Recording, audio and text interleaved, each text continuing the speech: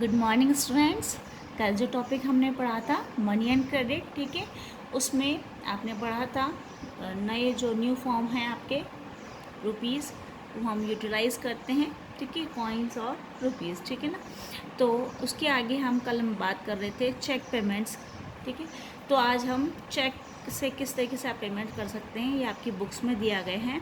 Check payments जैसे आपके एक एग्जांपल दिया गया है, एक शू मैन्युफैक्चरर जो है उसको पेमेंट करना होता है एक लेदर जो सप्लायर है उसको, तो वो उसका नाम लिखेगा वहाँ पे, ठीक है, कि पे किसको करना है उसका नेम, दोनों का अकाउंट होना ज़रूरी है वहाँ पे, ठीक है।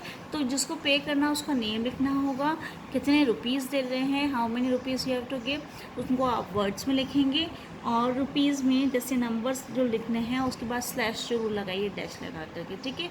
अकाउंट नंबर होता है आपके चेक में, बैंक कौन सी ब्रांच है उसका कोड होता है, चेक का नंबर होता है नीचे आपके, हर चेक में ये सारी चीज़ें आपको जानकारी मिलती हैं। नेक्स्ट कोडिंग जो आपके बैंक्स यूटिलाइज़ करते हैं उसके लिए होता है, डेट आपको लिखनी होती तो और सिग्नेचर होते हैं और पीछे भी आपको साइन करना होता है। इसके लिए आप जो है अपने फादर या मदर जो भी आपके चेक से जो पेमेंट्स करते हैं या आपकी फ़ीस डिपॉजिट कराते हैं आपके स्कूल में, आपने देखा होगा, नहीं देखा है तो आप सीख सकते हैं ये बैंक जाने का प्रोसीजर, ताकि आपको आगे ये सब चीज़ें आनी चाहिए आपकी लाइफ में, आपको समझ में आ जाए किस तरीके से आप चेक के द्वारा पेमेंट्स कर सकते हैं। Instead of cash you can use cheque payments, ठीक है, ताकि आपको कैश को एक जगह से दूसरी जगह ले जाने में जो कठिनाई होती, जो प्रॉब्लम होती वो ना हो और आप चेक से पेमेंट्स जो है इजीली कर सकते हैं। नेक्स्ट टॉपिक है आपका, अभी हमने देखा चेक के द्वारा पेमेंट्स, फिर आपके हम बात कर रहे थे लोन एक्टिविटीज़ जो है बैंक से आप ले सकते हैं, ठीक है। बैंक से लोन जो है वो किस तरीके से लेते हैं, ठीक है ना, जो हम डिपॉजिट कराते हैं उसके लिए। तो हम बात कर रहे थे लोन एक्टिविटीज़ की बैंक से, उसमें प्रोसीजर्स हैं। पहला आपके जैसे डिपॉजिटर्स जो हम जमा करा रहे हैं, पीपल मेक डिपॉजिट्स, हमने कल बात करी थी कि जो एक्स्ट्रा मनी है उसको हम डिपॉजिट्स कराते हैं बैंक में, ठीक है। और people make withdrawals and get interest, हम जो विड्रॉल भी कराते हैं और जो हम जमा कराते हैं उससे हमको इंटरेस्ट भी हमको मिलता है, ठीक है। तो ये तो हो गए डिपॉजिटर्स जो जमा करते हैं और उनको इंटरेस्ट मिलता है, वो विड्रॉ करा लेते हैं या सेविंग्स को वहाँ बैंक्स में डिपॉजिट्स कर देते हैं। सेकेंड है आपके यहाँ पे बोरोवर्स, ठीक है, जो हम उधार लेते हैं, तो बैंक से भी होता है ये प्रोसीजर। तो पीपल टेक लोन्स, ठीक है, हम उधार ले रहे हैं लोन के रूप में। People repay loans with interest, यहाँ है ऊपर हमने पढ़ा अभी कि लोग जमा करवाते हैं और इंटरेस्ट उनको मिलता है। यहाँ आप पैसा ले रहे हैं, बोरो उधार ले रहा है, उसको रिपे करना है, लोन को जो उसने पैसा लिया है, बोरो किया है, उधार लिया है बैंक से, उसको वापस रीपे करना है, वापस उसको रिटर्न करना है विथ इंटरेस्ट। एक जमा कर रहा है उसके लिए उसको इंटरेस्ट मिल रहा है, और एक बोरोवर है जिसने पैसा लिया है उसको रिटर्न करना पड़ रहा है विथ इंटरेस्ट। समझ में आ गई, उसको इंटरेस्ट मिल रहा है, उसको इंटरेस्ट देना पड़ रहा है। क्लियर, दोनों डिपॉजिटर और बोरोवर दोनों की कंडीशंस अलग अलग क्लियर हो गई आप लोगों को, ठीक है। नेक्स्ट टॉपिक है आपके क्रेडिट सिचुएशंस, ठीक है। हमने पढ़ा कि लोन लेते हैं आप लोग, क्यों उनको उधार लेने की ज़रूरत पड़ती है, कौन सी ऐसी जो सिचुएशंस है, परिस्थितियां हैं जो उनको इस तरीके से क्रेडिट लेना पड़ता है, ठीक है। तो बहुत सारे रूरल एरिया में, अर्बन एरियाज़ में अलग अलग प्रॉब्लम्स होती है, उसके बारे में हम पढ़ेंगे। तो क्रेडिट सिचुएशंस जो होती हैं वो एक एग्रीमेंट होता है, ठीक है। उसमें क्या होता है, लेंडर सप्लाईज टू बोरोवर, जो लेंडर है जो देने वाला है वो बोरोवर को सप्लाई करता है, ठीक है, पैसा जो भी देना है उसको, in return for the promise of future payment. लेकिन क्यों देता है उसको पैसा, लेकिन किस आधार पे, किस बेसिस पे, कि वो प्रॉमिस उसने वादा की है कि वो फ्यूचर में उसका पेमेंट कर देगा, ठीक है। तो एक टाइम पीरियड वो उसको दे देता है कि फ्यूचर में किस टाइम पीरियड में उसको वो देगा, तो वो पेमेंट रिटर्न कर देगा। तो वही बात हो गई कि वो उससे उधार ले रहा है बोरोवर और वो दे रहा है, लेकिन उसको इंटरेस्ट भी उसे देना पड़ेगा। तो ये प्रोसीजर आपका हो गया, लोन एक्टिविटीज़ आप बैंक से लेते हैं, ठीक है। आगे हम पढ़ेंगे कि कैसे फॉर्मल और इनफॉर्मल सेक्टर से किस तरीके से आप लोन लेते हैं या उधार लेते हैं या क्रेडिट होता है। क्लियर। नेक्स्ट टॉपिक आपके आता है यहाँ पे एक एग्जांपल से हम समझेंगे इसमें। एक जैसे आपके शू मेकर और एक स्वप्ना का आपका प्रॉब्लम आपकी बुक्स में दिए गए हैं, ये दोनों एग्जांपल्स। ठीक है, दोनों एग्जांपल्स दिए गए हैं। जैसे आपके शू मेकर है, वो जो क्या है, वो उसको help credit helps to increase earnings. जैसे आपके एग्जांपल दे रखा है बुक में कि एक शू मेकर है, उसको जो है एक आपके बहुत बड़ा ऑर्डर मिलता है। आप लोग बुक्स में देखिएगा, ये आपके एग्जांपल दे रखा है। आपको हर चीज़ पढ़ने के लिए जो ब्लॉक्स दिए गए हैं वो आपको पढ़ने के लिए हैं, समझने के लिए एग्जांपल्स। मैं आपको क्लियर कर रही हूँ एग्जांपल्स। एग्जाम में अगर पूछ जाए तो आपको पता होना चाहिए किस तरीके से। ठीक है, तो वो पिक्चर्स के थ्रू आपके ब्लॉक्स दिए गए हैं, वो आपको जो है आपको पढ़ने हैं और उसको समझना है। तो मैं उसको समझा रही हूँ यहाँ पे। ठीक है, तो ये पहला था शू मेकर का कि उसको जो है रिटर्न करने होते हैं पैसे। तो किस तरीके से, जैसे उसको ऑर्डर मिला है शूज़ बनाने का। ठीक है, तो ये प्रॉब्लम हो गई इसकी कि शू मेकर को फ़ायदा होता है credit helps to increase earnings. ठीक है, तो वो पहले एडवांस ले लेते हैं, उससे जो भी उसको प्रॉफिट होता है वो उसको रिटर्न भी कर देता है, लेदर जिससे लिया था उसको भी दे देता है। तो इस यहाँ पे जो वो उधार ले रहा है, एडवांस पेमेंट मांग रहा है, तो उसको उससे अर्निंग्स होती है। ठीक है, दूसरा कंडीशन आपके बुक्स में दे रखी है स्वप्नास प्रॉब्लम। ठीक है, उसकी प्रॉब्लम में सेकेंड कंडीशन जैसे कि due to crop failure credit pushes her in debt trap. इसमें ये कंडीशन है कि स्वप्ना जो है वहाँ पे जो खेती बाड़ी करती है तो उसकी जो क्रॉप जो है वो फेल हो जाती है। वो जितना भी उधार लेती है वो उसकी जो है एक्सपेंसेस जो है वो पेस्टिसाइड्स वगैरह खरीदने के लिए लेती है, और लेकिन फिर भी उसकी फसल जो है वो ख़राब हो जाती है, नहीं हो पाती है, और उसकी जो अर्निंग्स होती है वो इनफ नहीं होती है कि वो कवर्स कर सके उसके पुराने लोन्स को। ठीक है, तो उससे क्या होता है, वो बार बार लोन लेती रहती है और जो है वो अपना दे नहीं पाती है, और इस तरीके से वो डेट ट्रैप, यानी ये इम्पॉर्टेंट है बेटा, ये आप लोगों के लिए डेट ट्रैप का क्वेश्चन आता है कि डेट ट्रैप जिसमें कि वो कर्जदार बनती जाती है और फंसती जाती है इसमें। ठीक है, तो कर्ज के तले जो है वो बिल्कुल फंसती जाती है और उसको वो रिपे नहीं कर पाती है लोन को।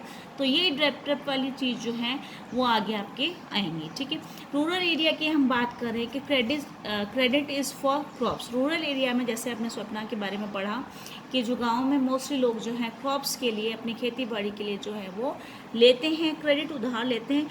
Repay depends on the income from the farming.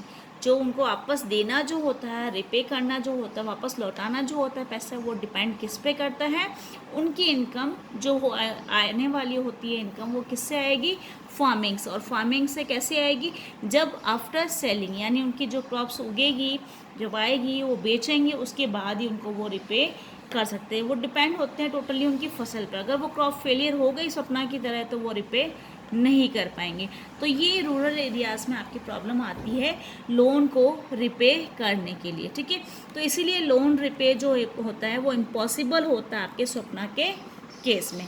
समझ में आ गया यहाँ तक। एक शू मेकर है जिसका क्रेडिट जो है हेल्प करता है उसको अपनी जो अर्निंग्स है, उसका जो पैसा जो मिल रहा है, उसका जो खर्चा चलाना और जो अर्निंग्स जो है उसकी जो आ रही है, जितनी भी पैसा उसको मिल रहा है, अर्निंग्स जो आ रही है, उसकी तनख्वाह जो है उसके लिए सफिशिएंट हो जाती है, वो इंक्रीज़ हो रही है। लेकिन एक केस में दूसरा, दोनों के एग्जांपल्स जो है कॉन्ट्रास्टिंग है। ठीक है, अलग अलग हैं, और जिसमें उसका जो फसल फेलियर हो जाती है, उसकी क्रॉप फेल हो जाती है, तो उसमें वो जो है क्रेडिट उसको जो है और कर्जदार बनाती जाती। तो यही सिस्टम जो है हम बात कर रहे हैं डेट ट्रैप की।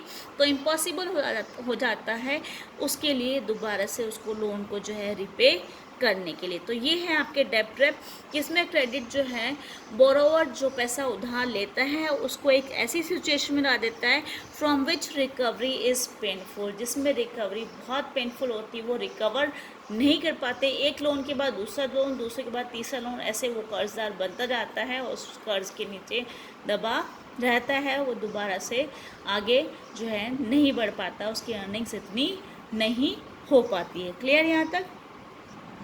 नेक्स्ट टॉपिक है आपका टर्म्स ऑफ क्रेडिट। ठीक है, तो ये बात हमने पढ़ी, अभी हमने एग्जांपल्स लेके शू मेकर और स्वप्ना के केस में बहुत सारे लोग होते हैं जो उधार लेते हैं, तो कुछ टर्म्स और कंडीशंस होगी आपको क्रेडिट लेने के लिए, उधार लेने के लिए, ठीक है।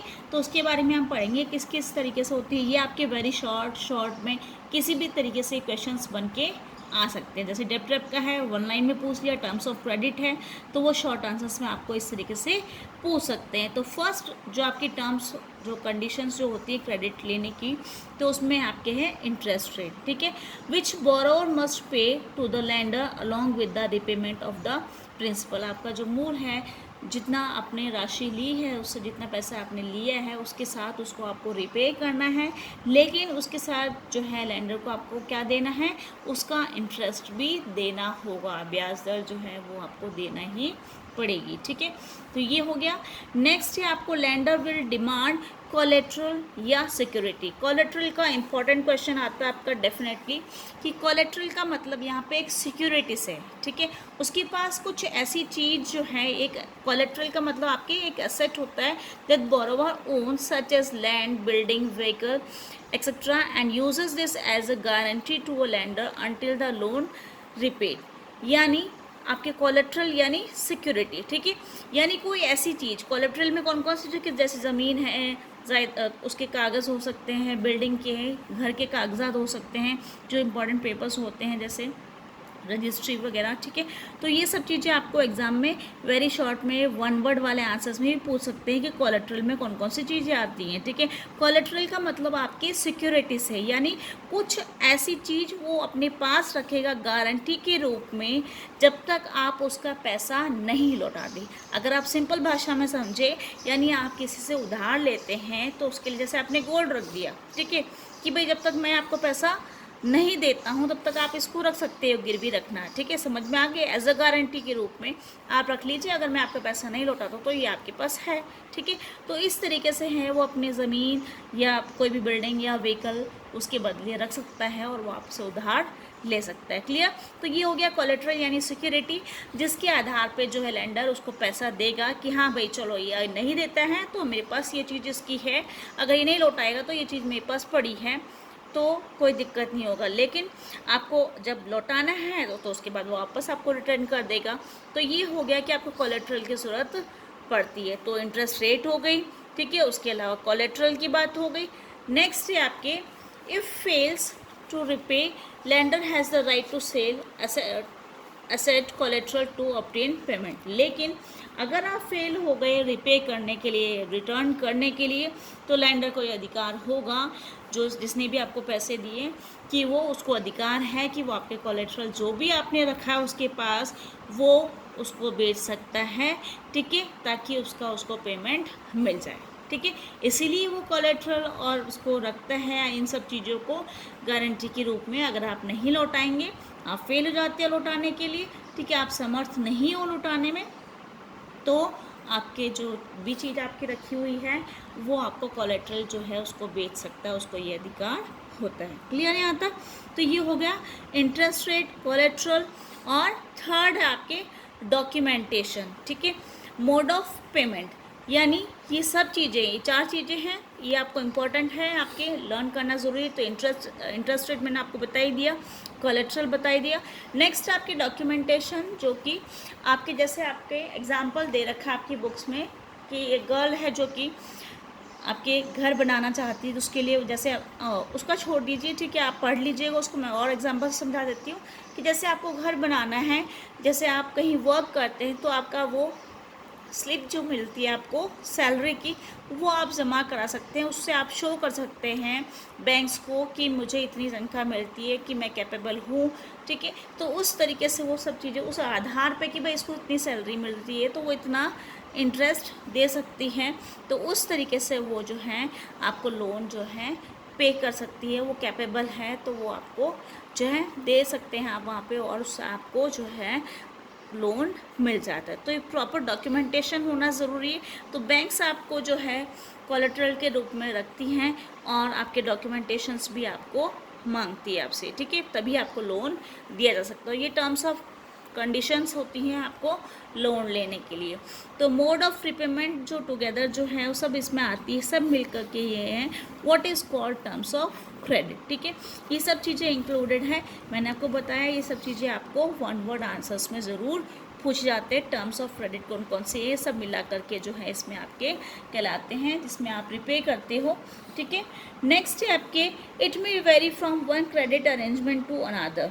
ये आपके एक क्रेडिट अरेंजमेंट जो है दूसरे से डिपेंड कर सकता है, वो अलग depend upon the nature of the lander and the borrower. ये डिपेंड करता है हर एक उधार देने वाले पे और जो बोरोवर उस पर कि वो कौन कौन सी टर्म्स और कंडीशंस क्रेडिट देने के लिए रखते हैं। ठीक है, हर एक जो व्यक्ति है उसके जो क्रेडिट देने की टर्म्स और कंडीशन अलग अलग हो सकती हैं। क्लियर?